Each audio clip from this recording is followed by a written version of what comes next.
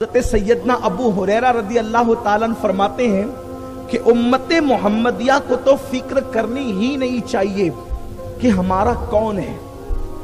سیدنا ابو ہریرہ کہتے ہیں امت محمدیہ کو یہ فکر نہیں کرنی چاہیے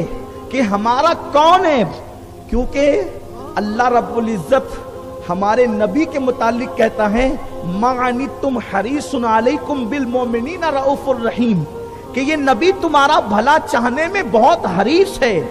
ان کے دل کے اندر یہ بات ہے کہ اللہ میری امت کو خیر پر بھی خیر دے، اس سے بڑھ کر نعمتیں دے۔ اور پھر حضور کو امت سے کتنا لگاؤ ہے، کتنا پیار ہے۔ اللہ کے حبیب صلی اللہ علیہ وسلم فرماتے ہیں، حضرت ابو ہریرہ مزید کہتے ہیں آقا نے فرمایا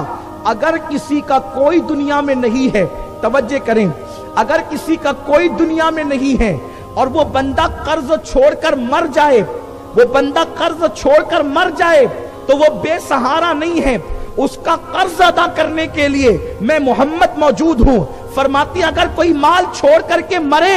تو اس کے وارثوں میں تقسیم کر دو، اور اگر کوئی قرض چھوڑ کے مرے تو مجھے بلا لو، میں اس کا قرض ادا کرنے کے لیے تیار ہوں۔ اس لیے کہ میرے آقا نے ایک مقام پہ فرمایا جس کا کوئی مولا نہیں، اللہ کے حبیب فرماتے ہیں جس کا کوئی مولا نہیں، آقا فرماتے ہیں میں اس کا مولا ہوں، یعنی جس کا کوئی مددگار نہیں میں اس کا مددگار ہوں۔ آقا کریم صلی اللہ علیہ وسلم، آقا کریم مرض وصال میں تشریف رکھتے ہیں۔ مرض وصال میں اللہ کے حبیب صلی اللہ علیہ وسلم نے اپنے گھر والوں کو بلایا، اور بالخصوص سیدہ کائنات، مخدومہ کائنات، ملکہ فردوس بری، شہزادی کونین سیدہ فاطمۃ الزہرا سلام اللہ علیہا کو بلایا، اور اس کے بعد حسنین کریمین کو گود میں اٹھایا، اور دونوں کی محبت اور اہل بیت کی محبت کی وصیت کی، اور وصیت کرنے کے بعد اللہ کے حبیب صلی اللہ علیہ وسلم کی آنکھوں میں آنسو آ گئے، آقا کریم رونے لگے۔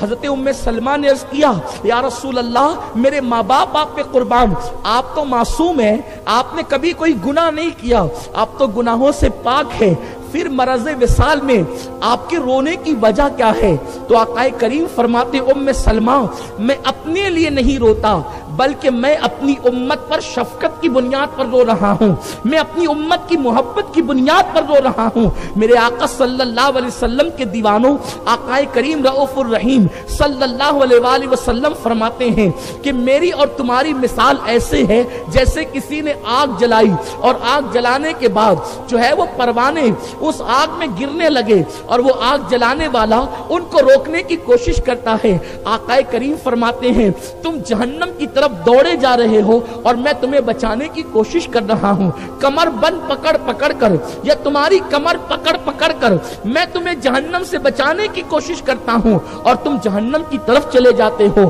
ام المومنین اما جان عائشہ صدیقہ رضی اللہ تعالیٰ عنہ فرماتی ہیں اللہ کے حبیب صلی اللہ علیہ وآلہ وسلم کو جب بھی کبھی امت کی یاد آتی تو حضور سید کونین پوری رات روتے۔ اچھا جو حضور پر ایمان لائے ان کے لیے رونا تو سمجھ میں آتا ہے، مگر جو دن بھر حضور کو ستایا کرتے تھے، جو دن بھر حضور کو گالیاں دیا کرتے تھے، جو دن بھر حضور کو پریشان کیا کرتے تھے، وہ لوگ اپنے بستروں پہ جا کے کھرراٹے لیتے اور سو جاتے، اور حضور راتوں کو ان کے لیے دعا کرتے۔ آپ غور کریں کہ آپ نے کوئی ایسا بھی انسان دیکھا ہے پورا دن لوگ ستا رہے ہوں اور آقا کریم ان کے لیے پوری رات دعا کر رہے ہوں؟ کیا کوئی ایسا شخص بھی آپ نے دیکھا ہے؟ آقا کریم کو